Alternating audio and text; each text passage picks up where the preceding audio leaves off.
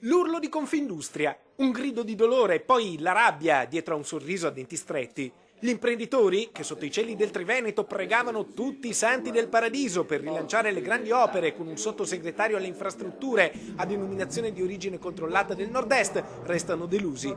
Il governo chiude il cerchio con 10 viceministri e 30 sottosegretari e il premier Enrico Letta, dopo al padovano Flavio Zannonato a capo del Ministero allo Sviluppo Economico, mette nel motore della sua macchina politica anche il parlamentare veronese Alberto Giorgetti, coordinatore regionale del PDL, e il veneziano Pierpaolo Baretta, un passato targato CISL e un presente da deputato del Partito Democratico. Gli innesti però non sono alle infrastrutture ma all'economia, due incarichi di fronte ai quali Confindustria si scalda come un frigorifero. Il presidente veneto Roberto Zuccato, con un comunicato tiepido, esprime soddisfazione per i due nuovi sottosegretari, ma rammarico per la sordità del governo sulla partita delle infrastrutture. È stata una posizione di forze economiche che chiedevano appunto una presenza veneta al governo, veniva chiesto alle infrastrutture per la verità, ma in ogni caso avere due presenze venete all'economia mi sembra una risposta per il nostro territorio utile ed impegnativa. Penso che con Giorgetti possiamo lavorare anche bene insieme.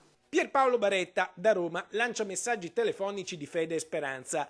Lui e Alberto Giorgetti saranno gli occhi, le orecchie e le braccia del governo in Veneto. Dovranno vedere bene, ascoltare meglio e soprattutto agire in fretta. La lista delle cose buone e giuste da trasformare da sogni in realtà sono tante, forse troppe. Su tutte la necessità di ridurre il costo del lavoro. Come prima voce il lavoro, l'occupazione e soprattutto per le giovani generazioni.